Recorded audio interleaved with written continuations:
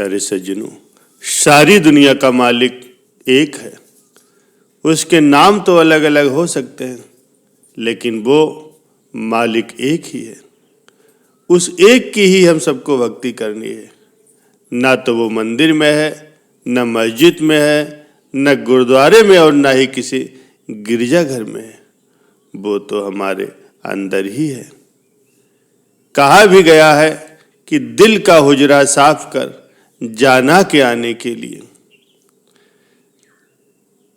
प्यारे सज्जनों, हम जहां उस मालिक को बिठाना चाहते हैं, वो जगह भी साफ होनी चाहिए। अगर हमारे घर किसी मेहमान का आना हो, तो हम किस तरह से अपने घर की साफ सफाई करते हैं। हम उस मालिक को बुलाना तो चाहते हैं, लेकिन उसको जहां बिठाना है, जो उसके बैठने की जगह है, क्या वो जगह साफ है? नहीं है। उसको साफ करने की जरूरत है, क्योंकि ये तो जन्मों जन्मों से मैली हो चुकी है। जन्म जन्मांतर से इस मन को मैल लग चुकी है। ये काला स्याह हो चुका है। हम अपने घर, अपने दफ्तर को हर रोज साफ करते हैं। इस बात का हम इंतजार नहीं करते कि ये गंदा होगा तभी सफाई करेंगे। रोज सफाई करने से काम जल्दी खत्म हो जाता है और मेहनत भी कम लगती है।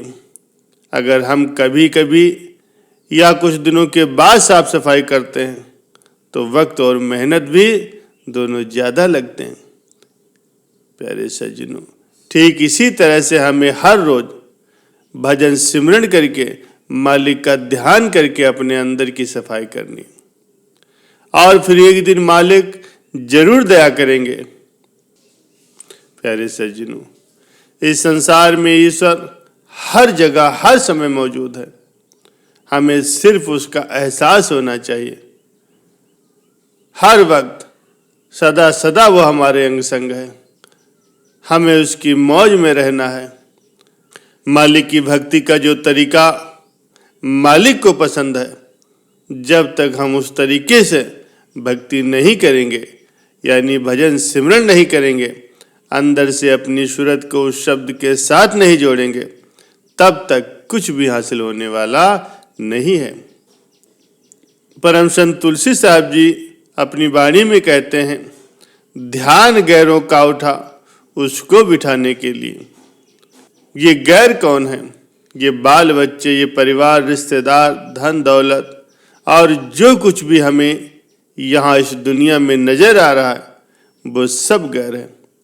लेकिन इनको ही हम अपना समझ करके बैठे हैं, और जिसको हम गैर समझ कर बैठे हैं, वो परमात्मा वही एक हमारा है। उसके अलावा न तो हमारा कभी कोई बन सकता है, और न ही आज तक कभी किसी का कोई बना है। संत जन हम भूले भटके जीवों को रास्ता दिखाने के लिए आते हैं। वो सिर्फ हमें समझा सकते हैं, हमें सही दिशा दिखा सकते हैं, लेकिन चलना हमें खुद पड़ेगा। जब तक हम खुद नहीं चलते, हम अपनी मंजिल या अपने लक्ष्य तक पहुंच नहीं सकते। फिर चाहे जितनी मर्जी बार बार किसी संत के पास जाओ, सत्संग में जाओ, किसी से कुछ नहीं हो सकता जब तक हम खुद भजन सिमरन नहीं करेंगे। कोई बाबा आपके कर्म नहीं ले सकता। जो आपने कर्म किया है उसको भोगना ही पड़ेगा। प्यारे सज्जनों, सत्संग हर एक व्यक्ति के लिए बहुत जरूरी है। संत सुकरात जी अपनी सादगी, सत्यनिष्ठा और धैर्य के लिए बहुत प्रसिद्ध थे। उनकी प्रसिद्धि फैलने का परिणाम ये हुआ कि उनके घर पर सत्संग के लिए आने वाले लोगों की भीड़ बढ़ने लगी। सुकरात की पत्नी को ये बात अच्छी नहीं लगती थी। वो कहती थी कि घर पर इन निठल्ले लोगों को बिठाए रखने का कोई मतलब नहीं बनता, मगर सुकरात उनकी बात मुस्कुरा करके टाल देते थे। अपनी पत्नी को समझाने के लिए वे सही मौके का इंतजार कर रहे थे। एक दिन सुकरात लोगों के साथ बैठे हुए सत्संग कर रहे थे। उन्हें ध्यान ही नहीं रहा कि उनकी पत्नी ने उनके साथ कहीं बाहर जाने का कार्यक्रम बना रखा। पहले तो वो लोगों के जाने का इंतजार करती रही, पर जब ये बैठक खत्म होती नहीं दिखी तो नाराज पत्नी ने छत पर से गंदा पानी उन लोगों के ऊपर डाल दिया और सत्संग में आए हुए लोगों को भला बुरा भी कहने लगी। प्यारे सज्जनों, वो गंदा पानी सत्संग में बैठे हुए कई लोगों के ऊपर तो पड़ा ही, खुद सुकरात भी भीग गए। ये उन लोगों का ही नहीं, सुकरात का भी अपमान था। मगर इस घटना से अविचलित सुकरात ने मुस्कुराते हुए कहा, आप सभी ने सुना होगा कि जो गरजता है वो बरसता नहीं। आज तो मेरी पत्नी ने गरजना और बरसना साथ साथ करके इस कहावत को ही झुठला दिया है। सुकरात के ये विनोद भरे शब्दों से सत्संग का माहौल ही बदल गया।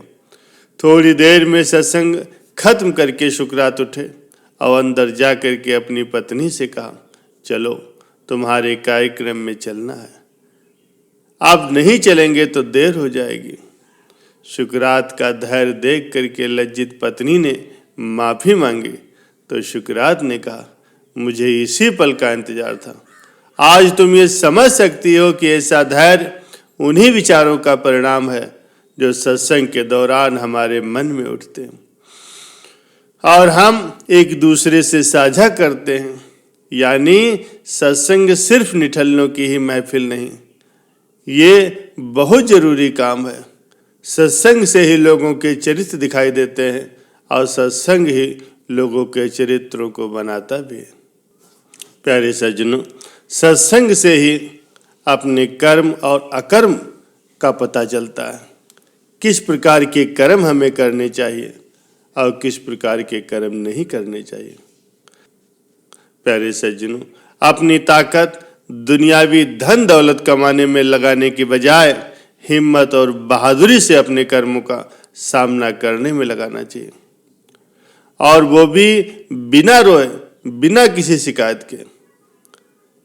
कभी कभी हम लोग कह देते हैं कि हमारे कर्म भगवान ने ऐसे क्यों लिखे। अगर परमात्मा के लिए सब इंसान एक जैसे हैं तो परमात्मा ने किसी को अमीर और किसी को गरीब क्यों बनाया है। प्यारे सज्जनों, जब हमने फसल मिर्ची की लगाई है तो हम भला आम की उम्मीद क्यों और कैसे कर सकते हैं।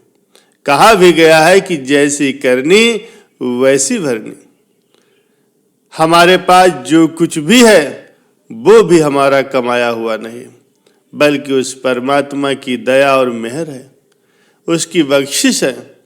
तो फिर बिना रोए बिना शिकायत के हमको भजन सिमरन करना चाहिए, क्योंकि एक पिता बेहतर तरीके से जानता है कि बच्चों के लिए क्या सही है और क्या गलत है।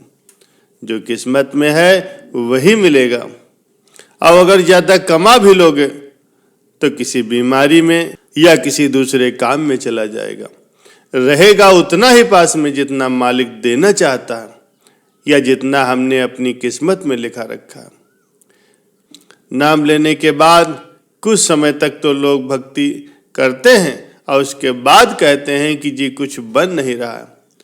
जन्म जन्म से इस मन पर मैल चढ़ी हुई और हम ये समझते हैं कि कुछ दिन भक्ति करने से ही ये मन की मैल उतर जाएगी।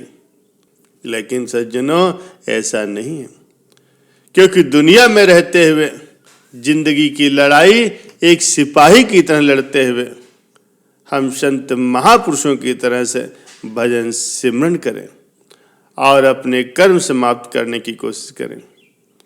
और ये तभी होगा जब हम उनके हुक्म और रजा में रहते हुए हर रोज मालिक का नाम लेंगे, मालिक के नाम का सिमरन करेंगे, उनका भजन ध्यान करेंगे।